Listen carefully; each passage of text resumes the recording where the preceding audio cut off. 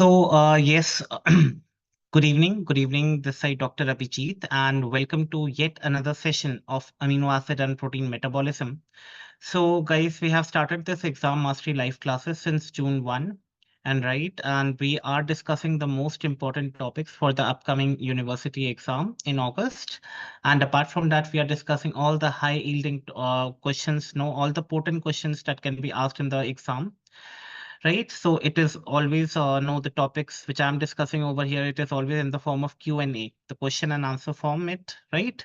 And it is beneficial for every student, every first year student who is appearing for the exam. So it's a must session that you guys should attend this session. Apart from that, the students appearing for the NEET PG and FMG, they can also avail the benefits, right?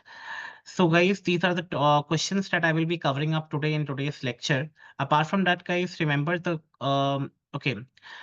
Auricle guys, the app, regarding the app guys, all the live classes, if you have missed the previous classes, you can go to the app and you can avail, right, you can see the video over there. Even there are recorded lectures, okay, and all the notes, topic wise notes in the form of question and answer will be provided or in the app itself, right? Apart from that, after every topic, you will be having certain MCQs where all the previous year topics, previous year questions will be covered. So guys, that is the basic plan that is displayed on the screen. And apart from that, if you want to avail some extra discount, you can use the code Dr.Abhijeet20 for the additional discounts, right? Now, guys, let us just start with today's topic. And the very first question that we have to discuss, that is what is albinism? And we have to make a brief note on the albinism disorder. Now, guys, now albinism is something, guys. Albinism, if we just try to answer that, what is albinism? Now, albinism disorder basically results due to deficiency of an enzyme, or that enzyme it is called as tyrosinase. That is called as tyrosinase, right? Now, tyrosinase, or I can simply say the tyrosinase, right? This albinism can be of two types, guys. This can be of two types. We can have type 1, right? We can have type 1, and we can also have type 2 albinism, right? Type 1 basically refers to the complete deficiency of this enzyme, that is tyrosinase. Type 1 basically refers to the complete deficiency of enzyme tyrosinase, right? So, and whereas type 2, it is incomplete, or there could be lack of this particular enzyme, right? That is tyrosinase. And remember, beta, type 2, it is something which is very, very common. That is the most common one, right? Now what happens in this particular disorder, guys, that you will have something called as the white colored skin. You will have a white colored skin. Remember, guys, over here, the red, oh, okay, the eyes will be red in color. The core clinical features of this disorder is that the person will be having the white colored skin. Apart from that, the eyes would be red in color, right? The eyes would be red in color, and it the yes, and it will be photophobia, right? Yes, that is something that you have to remember. The white colored skin, the eyes would be red in color, and the patient would be suffering from photophobia, right? Now, phobia from the light, right? Apart from that, what is else given in the notes, guys? It is, remember that it is an autosomal recessive disorder, guys. It is an autosomal recessive disorder, right? And one thing, it is lack.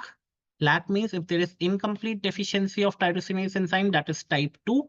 And if it is complete deficiency of tyrosinase, it is type 1. So type 2 being the most common one, right? Apart from that, it is sensitivity to light. I've already told you photophobia is there. There is increased risk of skin cancer. So, okay, the photophobia, that is intolerance to light, and no impairment in red sight. Basically, the eyes appear red in color. Now, there's hypopigmentation. I've already told you we have the white colored skin, okay, due to there is gene mutation, that is tyrosinase gene mutation. Apart from that, it is vitiligo and leukoderma, right? So vitiligo, basically we have patches over there, right? Localized hypopigmentation disorders are there that you will be studying in the dermatology in the higher classes, right? And there will be graying of the hair. Remember, beta, the graying of the hair, it is due to lack of melanin synthesis, okay? And if the melanocytes are disappeared from the hair roots, what, okay.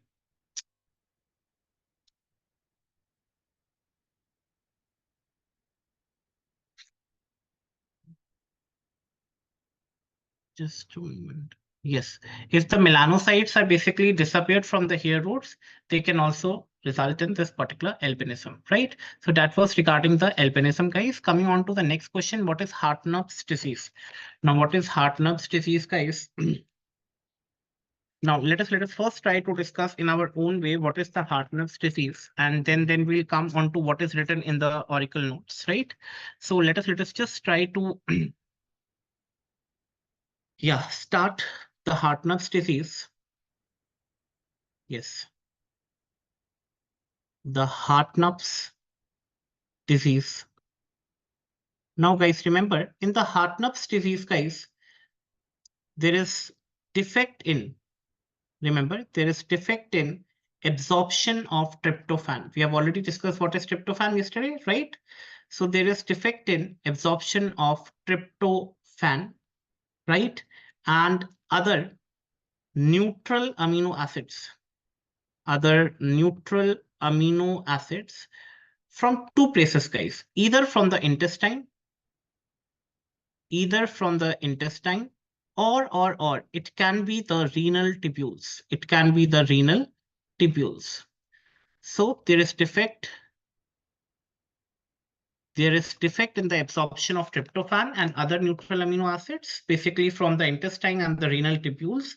Now, what is defective in this particular disorder is the definition is clear. Okay, the definition is very much clear that it results into the biochemical defect. It is what is the biochemical defect, guys, over here? The biochemical defect. Remember, guys, so the definition, yeah. The biochemical defect over here. Remember, guys, there is the protein or transporter defective. The protein is defective or the transporter carrying the tryptophan, yeah, it is defective, right? So remember that the protein or the transporter that which is defective, it is BOAT1. BOAT1. Now remember, guys, this BOAT1, basically it is coded by a gene. It is coded by gene SLC6A19, right? Now, what happens in this Hartnupp's disease? Beta, remember that there is decreased niacin synthesis. There is decreased niacin synthesis. And remember, there is decreased synthesis of serotonin. There is decreased synthesis of serotonin. There is decreased synthesis of serotonin, right? Now, if the niacin is decreased, guys, what are the clinical features that you will be encountering in this particular disorder? If the niacin is decreased, so the most common, guys, most common clinical feature that you will encounter over here, it is cutaneous photosensitivity. The skin photosensitivity would be there, right? Photosensitivity. Intolerance to the light, okay, and it will affect the skin, guys. It will affect the skin. That's why it is the cutaneous, what it is also called as the photosensitive dermatitis. Photosensitive dermatitis. Photosensitive dermatitis, right? Apart from that, the most common one, it is the photosensitive dermatitis, that is intolerance of light to the skin, right? That is the cutaneous, because there is decreased niacin, right? Decreased niacin. Otherwise, other symptoms can be ataxia. It can be pellagra, right? It can be pellagra, right? And guys, even the child would be having the blue diaper over here, right? The blue diaper or the blue staining of the diaper would be there. Blue staining of the diaper would be there, right? You already know why the blue staining of diaper would be there. You already know we have tryptophan. This tryptophan, it is not absorbed, right? It is not absorbed. The disorder is due to why? Because there is no absorption of tryptophan. Now, what will happen? You already know we have discussed the structure of the tryptophan yesterday. The tryptophan contains this indole ring. The tryptophan contains this indole ring. Now, what will happen to this tryptophan if it is not absorbed? Guys, there is something called as bacterial degradation will happen. There is something called as bacterial degradation that will take place, right? And it it will release some compounds called as indoxyl compounds. Indoxyl compounds, right? Now, indoxyl basically it will give indigo color. Indigo basically means the blue. Okay, so that is something which is causing the blue staining of the diaper, right? So they will release some indoxyl compounds, and that indoxyl basically it will give the indigo blue color to the diapers, right? So that is something called as the blue staining of the diapers. Apart from that, guys, if we just want to diagnose the condition of this heart nerves disease, remember, firstly we have to test for indoxyl compounds, right? We have to test for indoxyl compounds. And remember the test for the indoxyl compounds, again, a very important question for the exam, that is called as the Oben-Mayer test, right? The Oben-Mayer test, right? Apart from that, we can also do genetic studies, the genetic studies to diagnose the condition. And remember the treatment of this disorder. Okay, we have to supplement the niacin. Okay, we have to supplement the niacin, right? And secondly, or we can also give lipid soluble esters of amino acid. Lipid soluble esters of amino acid. Lipid soluble esters of amino acid. Now, there is something called as Drummond syndrome also. Drummond syndrome. Now, what is the difference between the this heart nerves disease and Drummond syndrome? Now, Drummond syndrome, okay, basically we are discussing this, so you just have to know that this is an extra edge, guys. The Drummond syndrome is something that is called as the blue diaper syndrome. The blue diaper syndrome, right? Now, what is the difference between Drummond and this Hartnupp's disease? Hartnupp's disorder, basically, it is, no, we have already written it, that it is the defect in the absorption of tryptophan and other neutral amino acids from intestine and renal tubules both. But if there is defect in the absorption, defect in the absorption of tryptophan and other neutral amino acids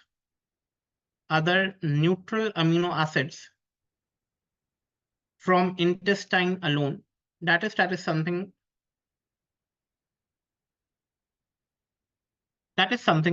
which is referred to as Drummond. In heart nerves, both the intestine and the renal tubules are there, but in Drummond, only the intestinal defect is there, right? So that is something called as the Drummond syndrome. So let us understand what is given over here. So you can see that the enzyme, it is basically in the transport mechanism of the tryptophan and other neutral amino acids. Dermatitis, I've already told you, it is the photosensitive dermatitis, right? It is photosensitive. That is the most common clinical feature, right? The photosensitive dermatitis, because there is decreased niacin, guys. There is decreased niacin, right? Apart from that, we can have the metabolic impact, impaired synthesis of NOD plus and serotonin from tryptophan, right? And there will be low levels of tryptophan and neutral amino acids. So elevation of the no, these compounds will be excreted, right? So yes. Now, guys, there will be pellagra-like symptoms and all that. We have already discussed this. The diagnosis I have already told you. We can have the clinical diagnosis. We can have the biochemical part, which I have already mentioned. Apart from that, the treatment we have already told you, a tryptophan-rich diet, right? Ipsum. Niacin we can give, right? Or the genetic basis we can do, right? So that is one of the easiest way to see. You can see this like, right? So that is about the heart nerve disease. You can see this pellagra-like symptoms, right? You can see the yeah, the dermatitis, which is resulting that due to the photo intolerance to the light, that is the photosensitive dermatitis, the pellagra-like symptoms are there, right? So that is about the heart nerve disease. Coming on to the next one, that is okay. Let me just yeah. We have the next one, that is the maple syrup syndrome. We have the next disorder, that is the maple syrup syndrome. Yeah.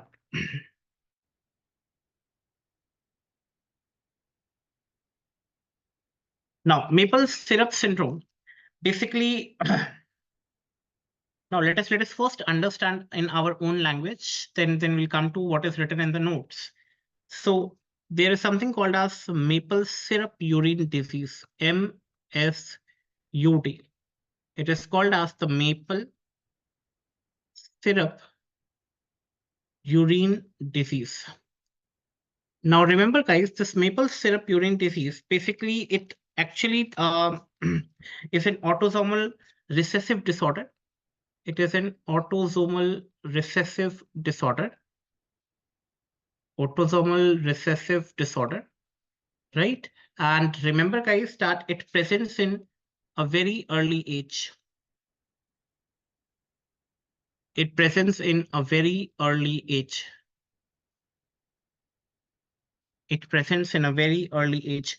Now, what is the biochemical defect? If we just come to the biochemical defect, guys, you already know basically it affects the branched chain amino acids, the valine, leucine, and isoleucine. The valine, leucine, and isoleucine, the lift that we have already discussed yesterday. Now, what is the biochemical defect, guys, over here? The biochemical defect. The biochemical defect, guys, remember that this particular disorder, yes, the enzyme defective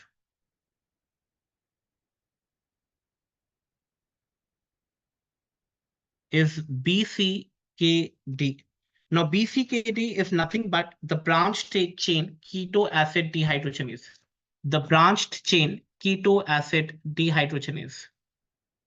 Branched chain keto acid dehydrogenase.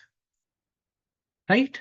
So you already know that this enzyme basically will help in the will help in the metabolism of these branch chain amino acid, that is the leucine, isoleucine, and valine, right? So basically this enzyme is defective. This enzyme is defective, right? So there are various types of maple syrup urine disease, E1, E2, E3, right? We have the gene coding for that also, no, E1 alpha, E1 beta, right? So mutation, we have type 1A maple syrup urine disease, type 1B maple syrup urine disease, type 2 and type 3 based on the gene defective, right? So we have various types of MSUD, but will not go into that much of detail. But remember, guys, if we talk about the clinical features of this disease, if we talk about the clinical features of this disease, so remember, beta, we have feeding difficulties. We have feeding difficulties, right? We have feeding difficulties, guys. Now, feeding difficulties. Secondly, we have lethargy, right? Failure to thrive. Failure to thrive. Okay. Now we have increased amount of branched chain keto acid. So that is something called as the metabolic acidosis. Obviously, branched chain keto acid will be converted into further metabolism part by the enzyme branched chain keto acid dehydrogenase. Now, guys, if this enzyme is defective, obviously the levels of the branched chain keto acid will increase. So that will something lead to metabolic acidosis. Even we can have coma and convulsions. Guys, the very classical feature that you have to remember over here, that is the maple, the body odor of that person, of the baby, right? It will be right. It will be like a maple syrup odor, right? The maple syrup odor, right? Or it is also called as burnt sugar. Maple syrup odor or burnt sugar. It is also called as caramel. You might have heard of the term caramel, right? Caramel odor. It's just like that. So that is about the maple syrup urine disease. Now, guys, there are multiple ways of by which we can identify the, or we can diagnose the disorder over here. So remember, guys, there can be multiple know how we can diagnose this particular disorder, that is the maple syrup urine disease. So remember, guys, there will be always a test. There will be an excretion of the branch chain keto acid in urine, right? Apart from that, there will be increased plasma levels of this particular disorder, or we can also do one test that is called as dinitrophenyl hydrazine test. Hydrazine test, right? So what will happen? We will have this yellow color in the test tube, right? If we take this DNPH test, that is, we will have the yellow color over here. Apart from that, we can also do the Rothera test, right? The Rothera's test, right? In which you just have to remember the branch chain keto acid will be positive. Or we can do the enzyme studies. Enzyme studies can be done, right? The genetic mutation studies can be done. The genetic mutation studies can be done, right? Chromatography can be done. So that is something that you have to remember. Or we can also do the tandem mass spectrometry, right? The tandem mass spectrometry, right? That is something you have to remember. And in the treatment, guys, you have to remember that we have to restrict this branch chain amino acids, right? Or we have to also give thymine. Thymine is actually the cofactor, right? So we have to give thymine, right? And that is something how it can be treated. Now let us just try to see what they have given over here. So remember, guys, that the maple syrup urine disease, basically it affects the branch chain amino acids, right? The branch chain amino acids. Okay. Now, guys, see the catabolic pathway of this branched chain amino acids. The branch chain amino acid, that is the leucine, isoleucine, and valine, guys. Now, what is happening? They are first the three common steps for all. We have the transamination. We have transamination. Second step, it is oxidative decarboxylation. Oxidative decarboxylation. And the third step of their metabolism, of their catabolic pathway, it is dehydrogenation. Dehydrogenation. Now, this is the not common to all the three this leucine, isoleucine, and valine. So I'm talking about the catabolic pathway of all the branch chain amino acids. So the first three steps are very much common. The first three steps are very much common. We have transamination, we have oxidative decarboxylation, and dehydrogenation. So guys, you can see that the enzymes which is defective in transamination, guys, it is nothing but the branched chain amino acid transaminase. The branched chain amino acid transaminase, right? Apart from that, in oxidative decarboxylation, we have the branched chain keto acid dehydrogenase. We have already discussed this. This is something which is like deficient, right? And the dehydrogenation, it is the acyl coenzyme A dehydrogenase, which is deficient, right? So remember, in the first, we require the coenzyme PLP, pyridoxal phosphate, right? In the oxidative decarboxylase, we require thymine pyrophosphate, right? That's why we are in the treatment, we are giving this thymine, right? Why? Because this thymine, the coenzyme over here, if the enzyme is defective, obviously the coenzyme won't be working. So that is in case we are supplementing the patient with the thymine. Apart from dehydrogenation, this acyl CoA dehydrogenase basically requires a coenzyme that is called as FAD, flavine adenine dinucleotide, right? So that is these are the coenzymes along with the deficiency of this branch chain amino acid. So remember, guys, the characteristic order, it is the urine of the affected individuals smells like the maple syrup or the burnt sugar, that is called as the caramel. That is called as the caramel, guys. The valine, leucine, and isoleucine are the key affected amino acids. Deficiency in the branch chain, we have already discussed. Impaired transport, reduced protein synthesis, right? We have lethargy, convulsions, mental retardation, coma, right? So that is, and plasma and urine levels will have more levels of B branch chain amino acid because they are not metabolized, because the metabolism enzyme, that is the branch chain keto acid dehydrogenase, is defective. So obviously in the plasma or in the urine, there will be increased levels of these particular disorder, right? So you can very see that the normal urine is like this and the maple syrup is just like the burnt sugar, right? So the that is something that you should remember, right? Symptoms, diagnosis, we have already discussed, and treatment, I have already told you, it is diet with low or no branch chain amino acids, and thymine supplementation we have to do, right? So that was about the maple syrup urine disorder. Now coming on to the next topic, that is the homocystinuria. Homocystinuria, guys. Okay. Now, guys. Okay. We have already discussed this yesterday also, and let us just try to analyze certain points today as well, right?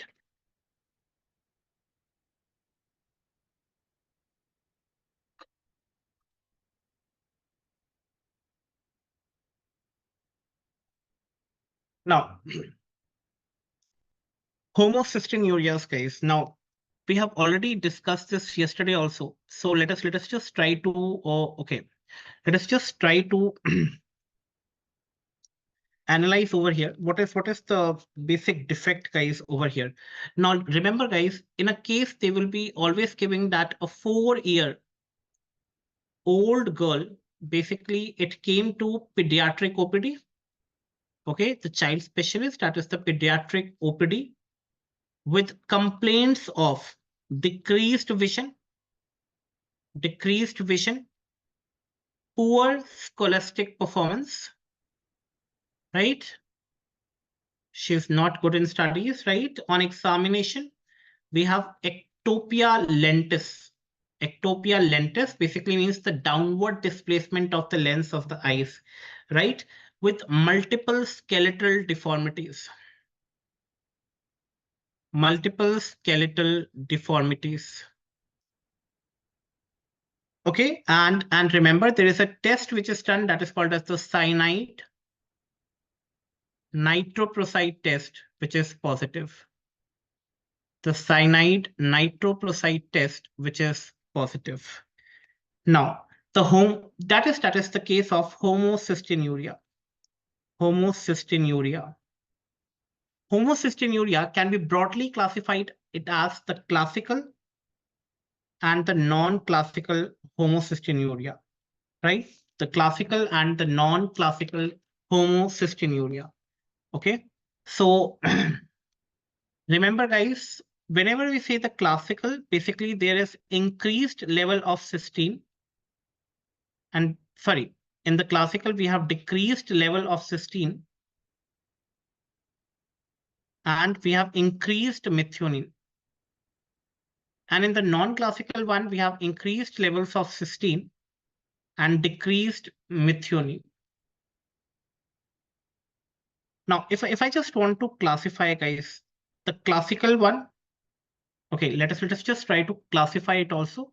If I have the classical homocystinuria, because we have already discussed this yesterday also, so I'll be just telling you in short, guys, the classical homocystinuria, we have the non-classical ones, guys. Remember, we have the methine cobalamin defect, right? That is the vitamin B12 defect. And we have, yes, methyl tetrahydrofolate reductase deficiency, MTHFR, right? Methyl tetrahydrofolate reductase deficiency.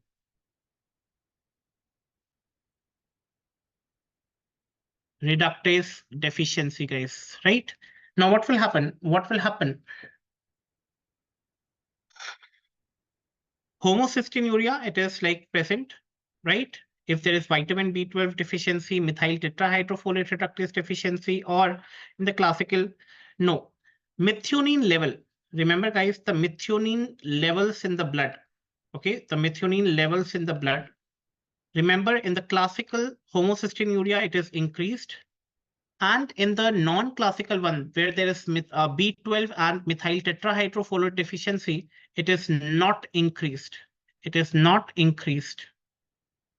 It is not increased. Remember the cysteine levels in the blood. It is decreased in case of classical homocystinuria, where it is not decreased in case of vitamin B12 and methyl tetrahydrofolate deficiency. Right? So megaloblastic anemia, again, it is a co-feature of this only methyl cobalamin defect, right? So let us just try to, yeah. compare all this with over here what is given in this particular, right? So remember the homocystinuria, basically they're a group of metabolic disorders, accumulation and increased urinary secretion of homocysteine and adenosyl methionine, right? Increased plasma concentration of methionine, I've already told you. Apart from that, the enzyme which is defective, it is cystathione synthase. We have already discussed yesterday. It can result to thrombosis. The cardiovascular disorders can be there, osteoporosis, mental retardation. Now, type 1, which is responsive to B6, and type 2, which is non-responsive to B6. Yes. Now, so what is the general approach? We have to give less methionine. Already methionine levels are like high, right? So that should be low in methionine and high in cysteine, right? So remember, guys, that the complications can be the myocardial infarction. There will be decreased oxygen supply to the heart, right? One portion of the heart, that is the myocardial infarction, or there could be pulmonary embolism also, right? Homocystinuria 2, again, I have just classified it as non-classical, but remember it is tetrahydrofolate reductase deficiency, right? So that is something, and one is basically with the methine cobalamin. I have already discussed this, right? So that is something that you guys have to remember, right? So there, if we talk about the vitamin B12, so there is a defect in the intestinal absorption of the vitamin B12. And we have already discussed that if there is a defect in the this absorption, obviously the methionine level is not increased, cysteine levels are not increased, right? So remember, coming on to the next question, that is what is tryptophan? What is tryptophan and how it is metabolized? What is tryptophan and how it is metabolized? Now, guys, tryptophan, it basically was identified as the essential amino acid, right? It is the essential amino acid. But remember, guys, let us first just try to discuss in our own way. Then we'll come to the notes that is given in the Auricle app, right? So let us first discuss that. Let us suppose that we are discussing tryptophan. Now, remember, guys, the tryptophan, it is an aromatic amino acid. Aromatic amino acid. Now, apart from that, remember that it is an essential amino acid. It is an essential amino acid. And one more, based on the nutritional requirement, I've told you it is both glycogenic and ketogenic. It is both glycogenic and ketogenic. Both glycogenic and ketogenic, right? Now, we have metabolism. No, you already know basically the okay. The tryptophan contains two rings, guys. One we have the benzene ring, and the other one basically it is a 5-membered ring that is called as the pyrrole ring. And together the benzene and the pyrrole ring, they are basically called as the indole ring, right? So remember, guys, the tryptophan has two fates, guys. The tryptophan has two fates. We have the catabolic fate, and we have the anabolic fate. The anabolic fate. The catabolic fate, it is both, I have already told you, glycogenic and ketogenic. And the anabolic fate, guys, you already know what is derived. Niacin is derived from it. Niacin is derived. Serotonin is derived. And the third one, that is melatonin, is derived.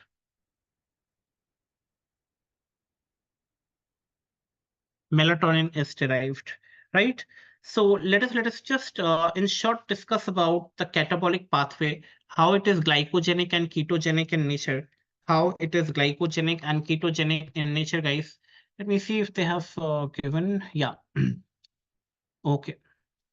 Yes, the metabolism, it is the serotonin pathway. Okay, that is the anabolic fate, and we have the catabolic fate also, right? So let us just try to simplify all this information in just one particular flow chart, right? Now let us remember that suppose this is the tryptophan, right? We have the tryptophan. The tryptophan, so I'm discussing the catabolic fate. catabolic fate of tryptophan, right? So remember that there is an enzyme that is called as tryptophan pyrrolase. Now there is an enzyme that is called as tryptophan pyrrolase. Tryptophan pyrrolase, which will convert this tryptophan. Now, tryptophan pyrrolase will contain iron. It will contain iron. Remember that this is a heme-containing enzyme. Heme-containing enzyme basically means the dioxygenase. The dioxygenase, guys. Or the tryptophan pyrrolase, we have another name for it. Remember, it is tryptophan dioxygenase. It is also called as tryptophan dioxygenase. It is also called as tryptophan dioxygenase, right? So it will convert the tryptophan into N-formyl kynurenine, right? So it will convert the tryptophan into N-formyl kynurenine. Remember, the kynurenine will now convert with the help of, okay, it will now convert into kynurenine with the help of enzyme tetrahydrofolic acid. The THFA will convert into formyl THFA. This formyl group will be carried out by or will be taken up by the tetrahydrofolic acid. So yes, so the enzyme over here, guys, the enzyme over here, it is kynurenine formylase. So this kynurenine, it will be converted into, guys, 3-hydroxy anthranylic acid. Remember, guys, the enzyme that is used over here, that is kynureninase. Okay, so basically this kynureninase need PLP as coenzyme, And remember that over here the alanine is released. Now alanine is released, you already know. If the alanine is released over here, how the catabolic fate, guys, this alanine will be converted to what? Pyruvate. It will be converted to pyruvate, then oxaloacetate, and then it will go to TCA cycle. So this fate, where it is going to TCA cycle, it is called as the glycogenic fate. So that is how the tryptophan, it is going into this glycogenic fate, the catabolic fate. It is both glycogenic and ketogenic. Now remember, guys, yes, that is the glycogenic fate, guys, right? Apart from that, remember, guys, this 3-hydroxy anthranylic acid will now give acetyl coenzyme A, right? Acetyl coenzyme A and niacin, that is NAD plus, right? That is 3%. Right? So that is, remember, one enzyme over here that you have to remember over here, that is quinolinate QPRTase, right? So that is the rate limiting enzyme. Over here. And remember, if it is converted into acetyl coenzyme A, it will go into ketogenic fate. So that is the simplest no catabolism that we have already we have remembered. So this pathway, guys, it is called as kynurenine anthranilate pathway. So this pathway, it is called as kynurenine anthranilate pathway. Right? So remember, guys, in this pathway, we have the enzyme that is called as tryptophan pyrrolase, which requires, this contains heme. Basically, it contains dioxygenase, right? Now, remember, it is the only amino acid. Guys, the tryptophan, which can be converted into a vitamin, that is niacin, right? Remember one question that they have asked in the exam, that is the 60 milligrams of, yes, tryptophan. 60 milligrams of tryptophan, it is converted to 1 milligram of niacin, right? Now the enzyme that is the rate limiting enzyme, guys, that is the quinolinate,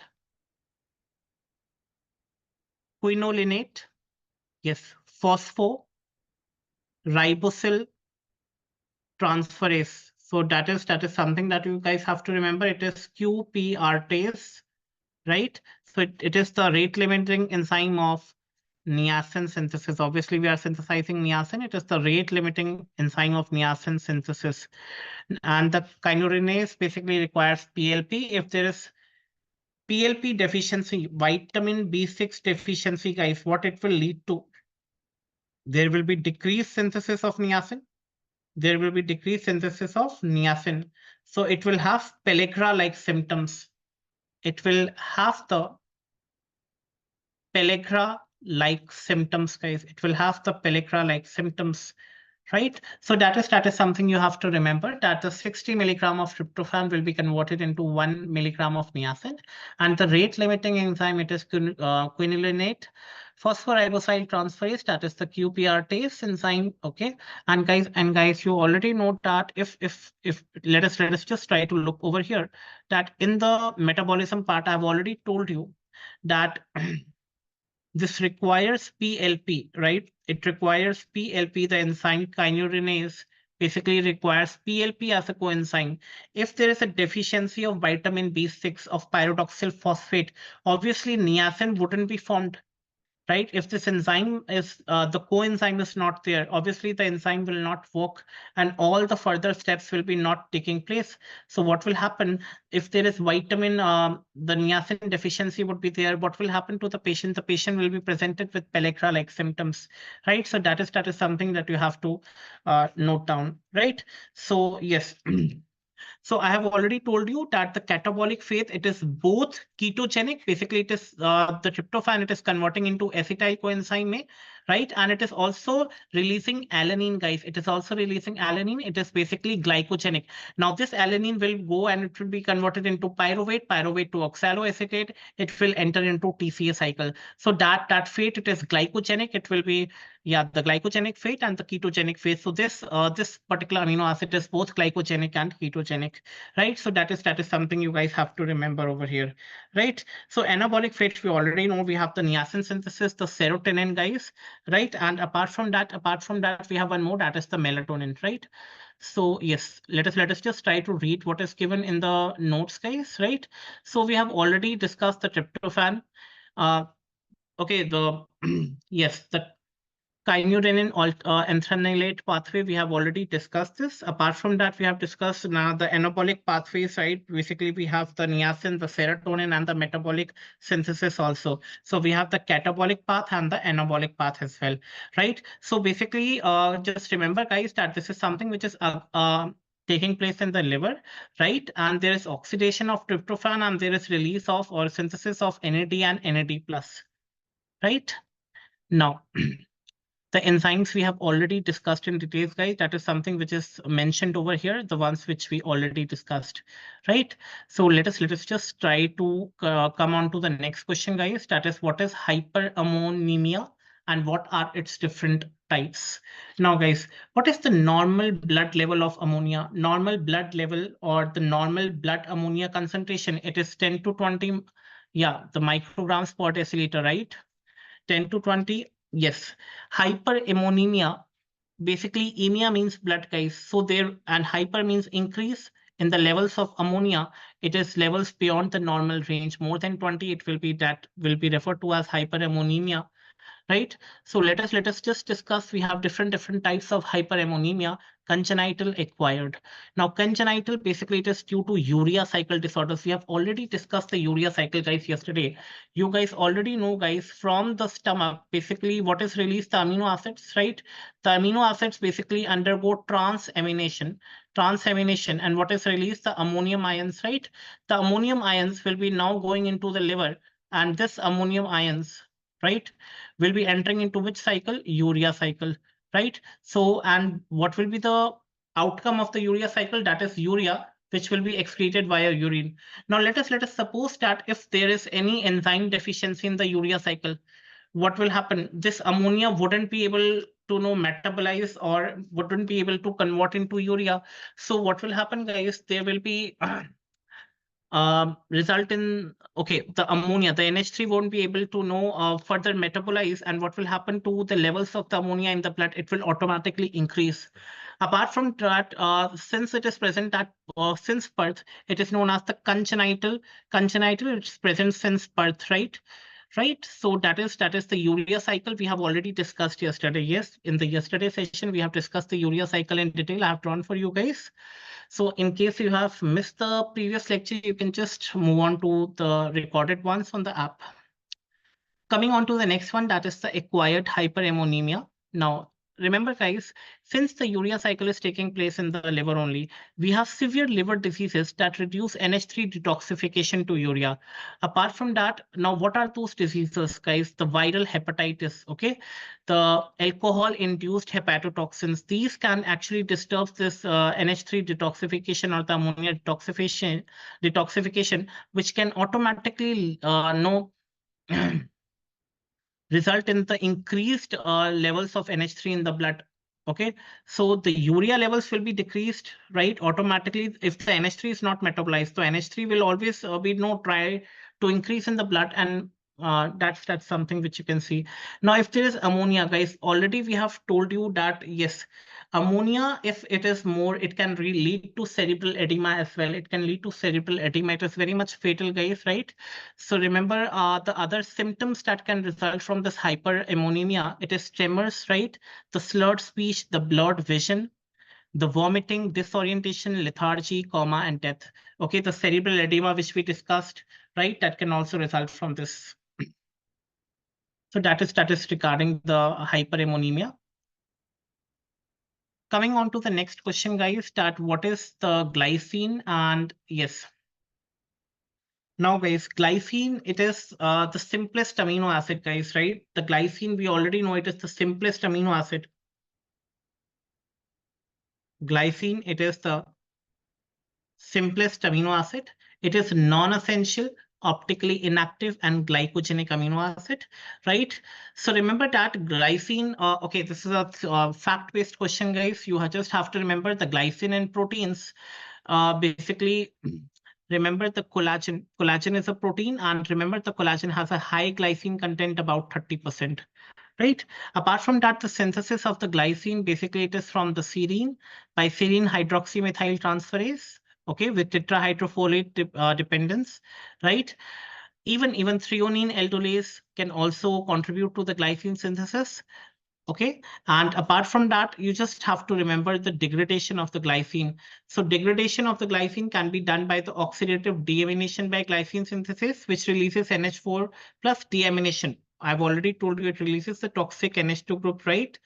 And yes, so that is something that you have to remember about the glycine, right?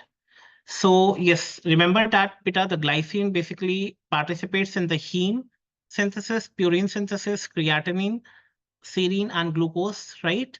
And apart from that, it is involved in the one carbon metabolism as well. So all the heme synthesis, the purine synthesis, when you will discuss the molecular biology, right, we will be discussing how glycine is helping in the contributing in part of the structures of the purine, right? So that is something you have to remember. Now, again, the glycine specialized products and their importance. Now, I've already told you the glycine, basically, it is helping in the formation of the purine rings, right? The purines. So remember, the entire glycine molecules contributes to about position 4 and 5 of the carbon and the position 7 of the nitrogen in purines, right? So all the nitrogen, basically, which is no in the purine structure, basically at the fourth, fifth, okay, that is okay, so all the fourth and fifth of the carbon and the N7, basically the nitrogen 7, it is basically contributed by this glycine. Glutathione, we have already discussed, guys, right? Yesterday also, the glutathione peroxidase, right? The enzyme also we have discussed. That is again, the glutathione is basically synthesized by the glycine. It is one of the essential components in the synthesis of the glutathione, right? And one more that I wanted to mention, that is the synthesis of the heme, guys. The glycine condenses with succinyl coenzyme A to form alpha aminolevulinate. Okay, that is a precursor of the heme synthesis. Once you are discussing the heme metabolism, so you will be watching the different steps and how glycine basically condenses with the succinyl coenzyme A to form this particular compound, right? So there is a role of glycine in the formation of this heme also. Even the biosynthesis of this creatinine, guys, right? The glycine, arginine, and methionine are essential for creatine formation. Okay, so creatine is basically stored in tissues and it is converted to phosphocreatinine for energy storage, right? So that is even in the synthesis of creatine, basically the glycine is required. And apart from the glycine, the two important one that you have to remember, that is the arginine and the methionine. The arginine and the methionine, right? So that is about this part. Now, coming on to the very important part, that is the phenylalanine and tyrosine. Coming on to the next part, that is the phenylalanine and the tyrosine, guys. Now, let us first discuss in our own way, then we will come on to the notes of the phenylalanine and tyrosine. So let us just try to discuss first, and then yeah, we have phenylalanine.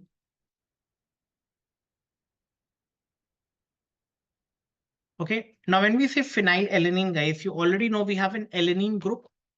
We have an alanine group. Now, if I just try to draw an alanine group, guys, this is the alanine group, right? And in addition to the alanine, we have the acidic group, we have the amine group, we have the hydrogen over here, and we have the CH2 group. So this is the alanine part, right? And apart from that, this CH2 is basically attached to the benzene ring. It is attached to the benzene ring, guys. And that is the benzene ring.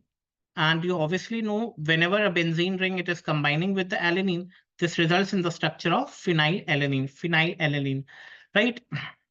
Now, in the benzene ring, basically one hydrogen is removed, that is called as the phenyl ring, right? So remember, guys, over here that the phenylalanine, it is a non-polar amino acid that you already know. It is non-polar amino acid, right? It is an essential amino acid. It is an essential amino acid. It is an essential amino acid. It is an aromatic amino acid. Aromatic because it is containing ring. It is an aromatic amino acid. And remember, guys, over here that it is both glycogenic and ketogenic. It is both glycogenic and ketogenic. It is both glycogenic and ketogenic. Now, if we just come on to tyrosine, guys, now tyrosine is nothing but phenylalanine plus tyrosine is nothing but phenylalanine, the same structure of phenylalanine plus the hydroxyl group. That is tyrosine. So it is just similar to this structure, right?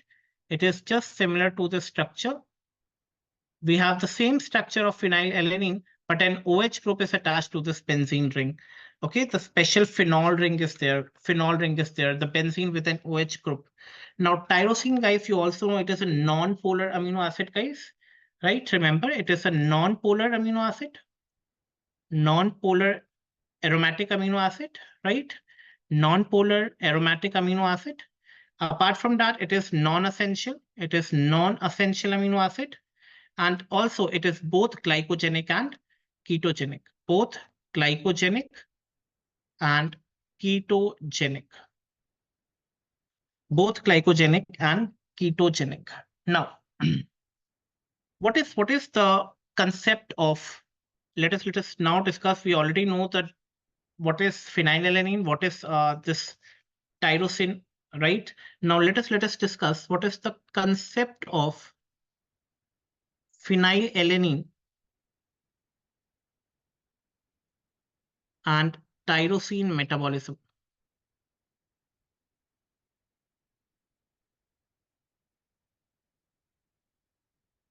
Now, guys, phenylalanine, you already know it is an essential amino acid. It is an essential amino acid. Okay.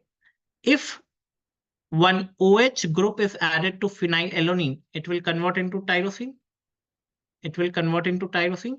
And tyrosine, it is a non-essential amino acid. It is a non-essential amino acid. And this tyrosine will have two fates. The catabolic fate, the catabolic fate, and the anabolic fate. So I've already told you phenylalanine plus hydroxyl group will give you tyrosine. And tyrosine is a non-essential amino acid which will have the catabolic and anabolic both fates, right? Now, remember guys, the phenylalanine has to be converted into tyrosine so that tyrosine is utilized or no for the metabolic functions. Now, phenylalanine can be converted to the tyrosine, but tyrosine cannot be converted back to phenylalanine. And remember, that is an irreversible step. That is an irreversible step. And that is why phenylalanine is essential, guys, and tyrosine is non-essential. Non-essential, guys. Now, again, if there is a deficiency in this enzyme, in this reaction, guys, if there is a deficiency in this particular reaction, if it is not getting converted into no tyrosine, so you guys already know we will have, if the phenylalanine is not converting into tyrosine, what will happen? The disorder will take place, and that is something known as phenylketonuria. Phenylketonuria. Okay, phenylalanine is accumulated. Tyrosine to bani nahi raha, tyrosine is never formed. So remember, guys, if this particular reaction is not taking place, the resulting disorder will be phenylketonuria. Basically, the levels of the phenylalanine will increase and tyrosine is not formed. Tyrosine is not formed. So yes, the phenylalanine cannot perform its metabolic function because to perform the metabolic function, the phenylalanine has to convert into tyrosine and has to undergo both catabolic and anabolic fate, right? So that is something that we have like discussed in very short. So let us first discuss the catabolic pathway. Let us first discuss the catabolic pathway.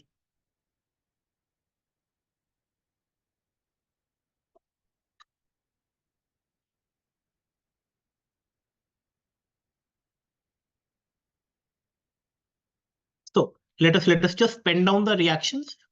Very important reaction that I will be discussing over here. That is the first step. The first step, guys, right? In the catabolic pathway that we are going to discuss, the catabolic pathway of phenylalanine and tyrosine. Phenylalanine and tyrosine. Now, guys, what happened? You already know. We have this phenylalanine. It is converted into tyrosine with the help of enzyme phenylalanine hydroxylase. Phenylalanine hydroxylase. Right? Hydroxylase. Right? Now, over here, what is happening, guys? Over here, remember that there is a change in the BH4 changing into BH2. Now, what is this BH4, guys? Tetrahydrobiopterin, right? Changing into dihydrobiopterin, right? Now, there is release of two hydrogen molecules, and that is accepted by the oxygen, guys.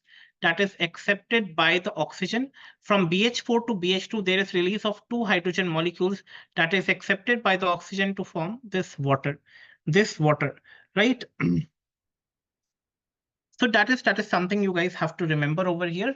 So phenyl hydroxylase, guys, it is a monooxygenase, okay? Or I can simply say a mixed. It is a monooxygenase enzyme, right? Monooxygenase enzyme. So basically the O2 is getting converted into water. So it is also called as the mixed function oxidase. Okay, it is also called as the mixed function oxidase.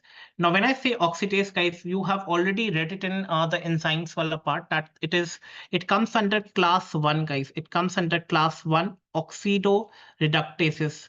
Oxidoreductases, right? So Remember, guys, the phenylalanine hydroxylase requires two cofactors. One, it is BH4, that is the tetrahydrobiopterin. Apart from that, it also requires NADPH, right? So it can again get converted back, right? So yes, remember, guys, there is NADPH, which is required, plus H plus, which will again get converted into this pH4. Now, this is basically carried out by the help of an enzyme that is called as dihydrobiopterin reductase. Biopterin reductase. Remember, guys, that is an irreversible reaction. It is an irreversible reaction, right? Now, where this BH4 is coming from, guys? Now, where this BH4 is coming from, remember this BH4 or biopterin, the tetrahydrobiopterin, it is basically coming from GTP. It is coming from GTP. Now, when I say GTP, guys, it is guanosine triphosphate. So BH4, it is synthesized from GTP, that is guanosine triphosphate, and remember the phenylalanine, it is an essential amino acid, right? So yes. Now there is one cycle, guys, that is called as the GTP cyclohydrolase. Okay, that is, yeah, GTP cyclohydrolase. Basically, this enzyme is the rate limiting enzyme in the synthesis of this BH4. So GTP cyclohydrolase is an enzyme which is helping in the synthesis of this BH4. GTP cyclohydrolase. It is an rate limiting enzyme in the synthesis of this tetrahydrobiopterin, which is getting converted to dihydro, giving two oxygen atoms so that, yeah, the reaction can take place. So again, guys, the steps we have already discussed the tyrosine wala part. We have already discussed, guys, yesterday also, the tyrosine basically getting converted into para hydroxyl phenyl pyruvate, right? The para hydroxyl phenyl pyruvate. You already know it is called as PHPP. Now this, it is getting converted into homogentisate, right? So that is by the help of enzyme PHPP hydroxylase, right? It's a no subgroup of dioxygenase, right? So remember, or yeah. Apart from that, this homogentisate, it is getting converted into melyl acetoacetate,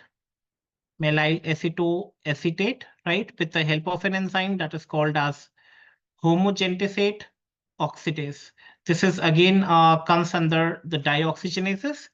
This melyl acetoacetate basically converts into fumaryl acetoacetate, right?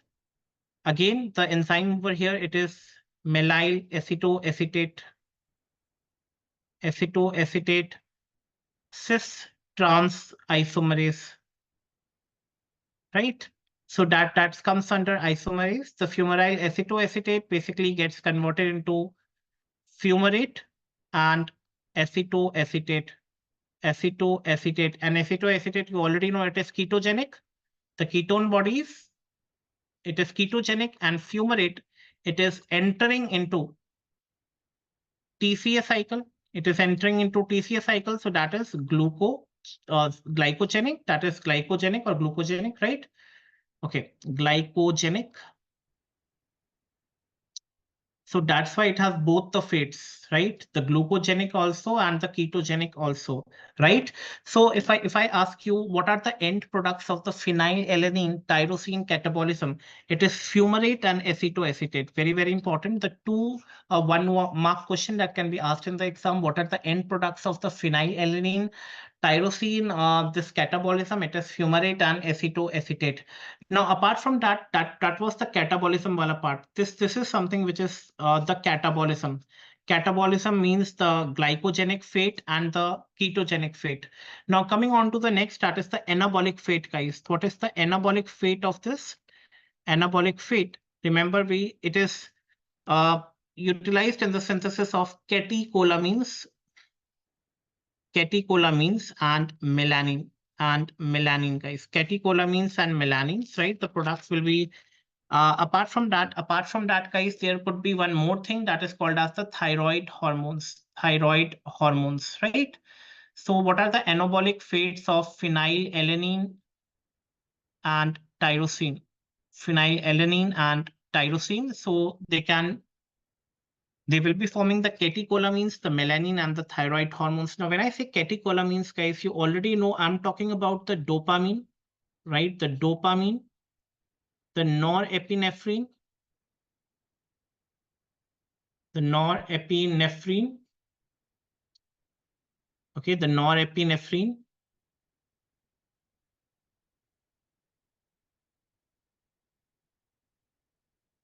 epinephrine, and epinephrine,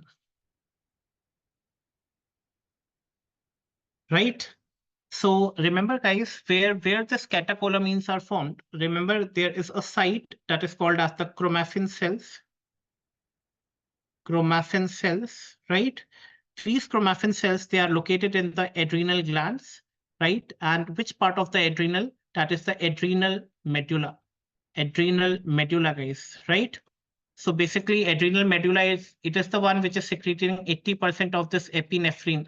That is the adrenaline, right? Apart from that, the chromaffin cells, they are located outside the adrenal part. That is the extra adrenal tissues. That is the sympathetic ganglion, right?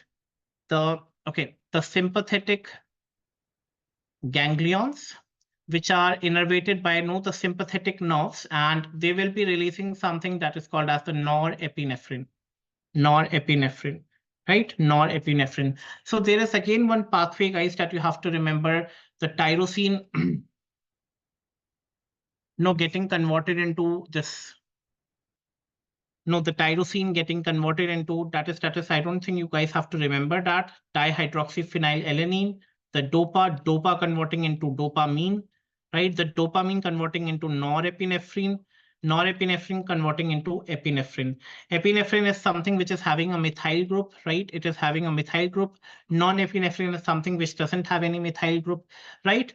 So remember, it is the first over here. The only question that can be asked: what is the first catecholamine synthesized?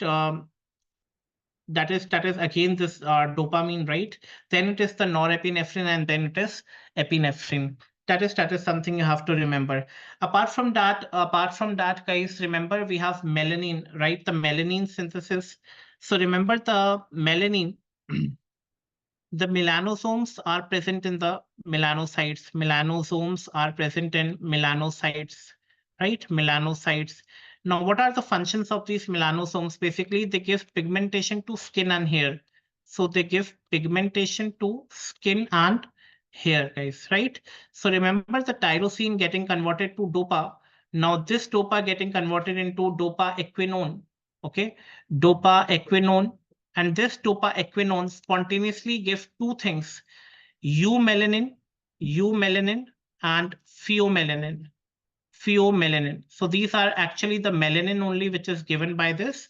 So remember the tyrosine basically getting converted into dopa. It is with the help of an enzyme tyrosinase, which is a copper containing enzyme, converting into dopaquinone, which spontaneously gives this eumelanin and pheomelanin, and it is again the type of this melanin only, right? Apart from that, the thyroid hormones, guys, you already know we are talking about the T3 and T4 hormone, right?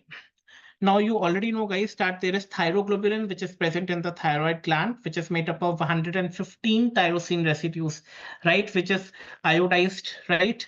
So we have this T3 and T4, that is tetraiodothyronine, and the triiodothyronine, guys, that is just due to the coupling reactions they are formed, right?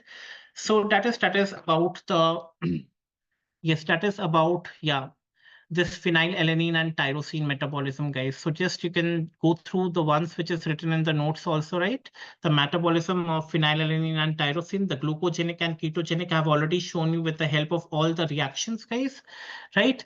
Apart from that, we have already seen how they can be converted into the thyroxine, dopamine, norepinephrine. I have already shown you, right? So that is something that you guys have to remember. Now coming on to the next one, that is the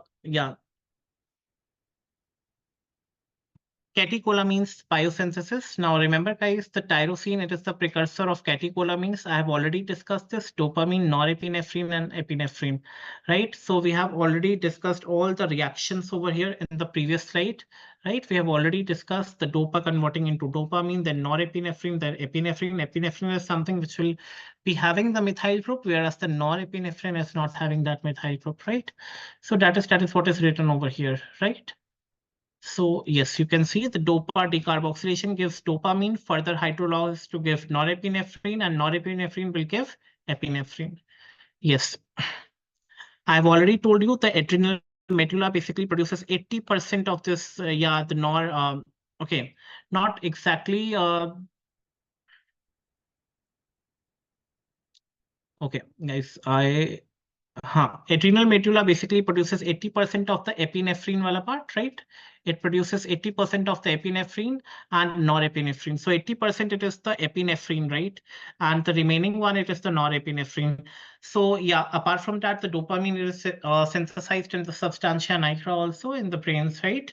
Apart from that, what are the functions of the catecholamines? They regulate the carbohydrate and the lipid metabolism, stimulate TAGs, right? And glycogen degradation. They increase the blood pressure. Dopamine and norepinephrine serve as neurotransmitters in brain and autonomic nervous system, right?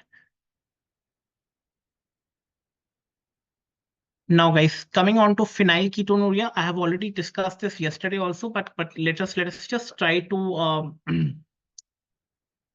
okay. Let us just try to finish it off, guys. It is an autosomal recessive disorder, right? So phenylalanine hydroxylase. Now, what will happen, guys?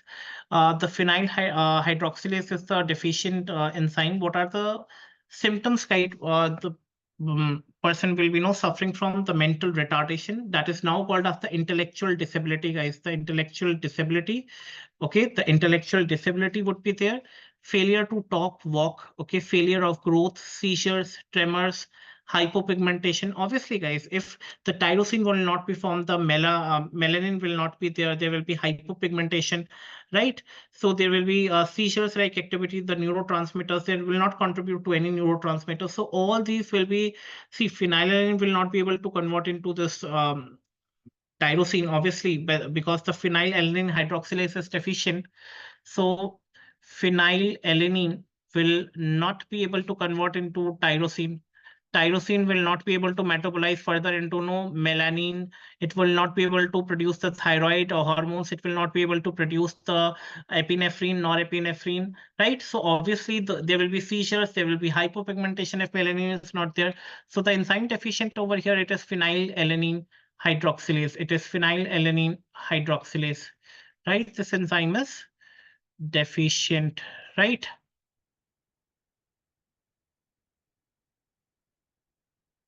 The diagnosis, guys, that you have to remember, it is detected by screening newborns for elevated plasma phenylalanine, that is 20 to 65 milligram per deciliters, right?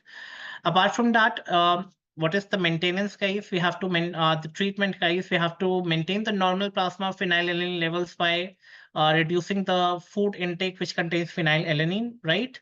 Apart from that, there could be early diagnosis. The genetic studies could be done, right? The yes, that is something you have to remember, right? So yes, that was about the phenylketonuria, right? There can be mental retardation, there can be hypopigmentation. So yes, there could be seizures. Okay, there could be eczema. It is an autosomal recessive disorder, right? And there would be phenylketones in the urine. Obviously, the obviously the phenyl okay, the phenylalanine is not like metabolized, so there will be phenylketones in the urine as well. Okay. Now, guys, coming on to the next question, that what is the serotonin pathway? The serotonin pathway. Now, guys, remember over here, we have something called as the tryptophan, right? The tryptophan will be converted into 5-hydroxytryptophan, right? 5-hydroxytryptophan will be converted into 5-hydroxytryptamine. Okay, 5-hydroxytryptamine is just something called as the serotonin. 5-hydroxytryptamine, that is something called as the serotonin, which in turn will form the 5-hydroxyindole acetyl aldehyde. Okay, And apart from that, it will result in hydroxyindole acetic acid, right? So that is approximately 1% of the tryptophan is normally converted to serotonin. Okay. Apart from that, it occurs in the intestinal cells for the production of these catecholamines, right? So that is all the steps that we have discussed. It is written. Monoamino oxidase degrades serotonin to 5-hydroxyindole acetate, which is excreted in the urine. Apart from that, what are the functions of serotonin? That is important, guys. Serotonin serves as a potent vasoconstriction. It helps in the constriction of the blood vessels, okay, including the smooth muscle. They help in the contraction of the smooth muscles in the bronchioles and the arterioles. Apart from that, they help in regulating the cerebral activity, influencing excitation. The serotonin controls behavior patterns, sleep, blood pressure, body temperature. It triggers the release of peptide hormones from the gastrointestinal tract, right? And it is essential for peristalsis. Peristalsis means the rhythmic contraction and relaxation of the muscles of the alimentary canal, right? So serotonin and the brain, basically it is found, the brain synthesizes serotonin in a bound form with external serotonin, unable to penetrate the blood-brain barrier, right? If there is serotonin deficiency, basically it will lead to depression, and decreased levels are observed in psychosis patient, right? So remember, guys, we have the defects, right? The monoamino oxygenase activity, if it is lowered, it will result to a defect in the monoamino oxidase gene, right? It will be resulting in the violent behavior and slight mental retardation or the slight intellectual disability. Okay. So yes. So remember one drug that is given over here, that is the iproniazid, guys. Basically, it inhibits the monoamine oxidase, right? So it will increase the serotonin levels, acting as psychic stimulants, right? So if yeah, so that is the drug which inhibits the monoamino oxygenase levels, right? So that is about the serotonin. Coming on to the carcinoid syndrome. Coming on to the next one, that is the carcinoid syndrome, guys. Now, you already know that what is the definition of this carcinoid syndrome? Remember, guys, that there are urgent deficient cells in the gastrointestinal tract. Now, when I say carcinoid syndrome, it is resulting in the uncontrolled growth of the cells. Now, which cells? These are urgent deficient cells in the GIT, right? Forming tumors. Now, when I say carcinoid, it's basically referring to the cancer, right? The malignant cancers that is called as urgent dephinomas, right? And apart from that, what are the symptoms that the patient will experience, guys? It will be having respiratory distress, sweating, and hypertension. Okay. Now, what is in this carcinoid syndrome? There is elevated serotonin production. Okay, basically delivering up to 60% tryptophan for serotonin production, significantly deviating the normal 1% ratio. Apart from that, right, remember the diagnosis, guys, is very, very important over here. So we can measure the 5-hydroxyindole acetate in urine, right?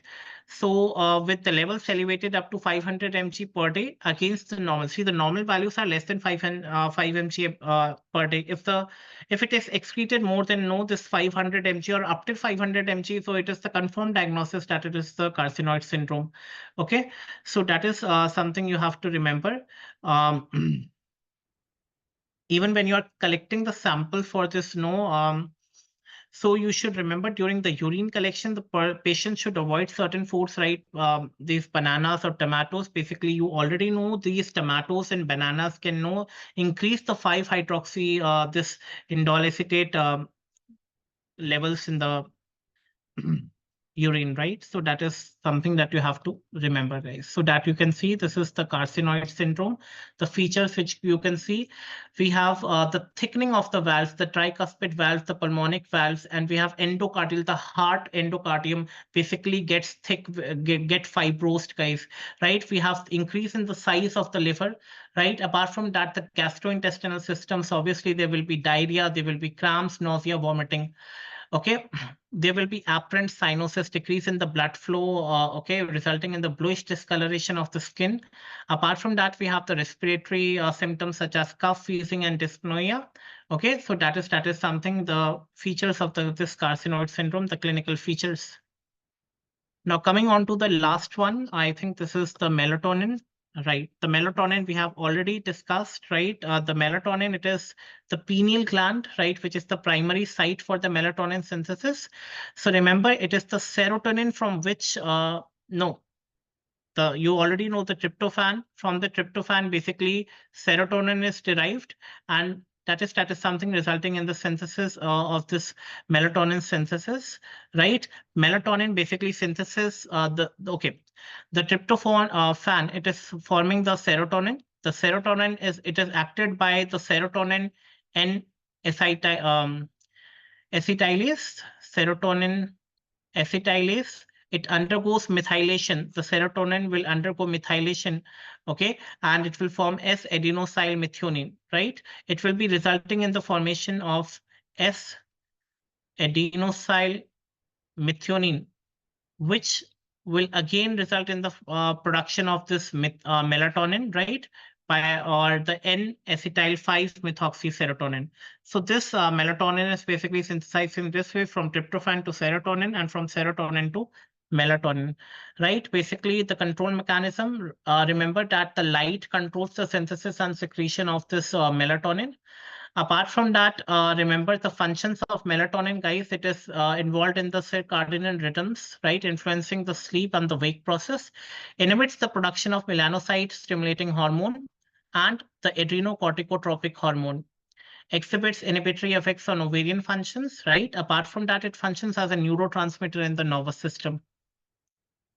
So that is about the melatonin, guys. So that is all about for today, guys. I hope if you have missed the previous lectures, you can go on to the previous videos where we have discussed all the steps in detail, all the and today we have discussed the disorders related to that. So in case you want to know about the schedule of the upcoming classes, you can just follow all the links that is given on this particular screen. Thank you for today's class. Bye.